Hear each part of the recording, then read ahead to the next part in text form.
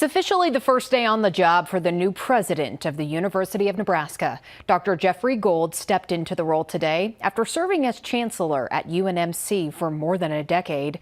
Gold has appointed Dr. Dele Davis to serve as the university's interim chancellor. Davies was serving as the medical center's chief academic officer. Under his leadership over the last 12 years, UNMC has seen graduate enrollment increase 62%.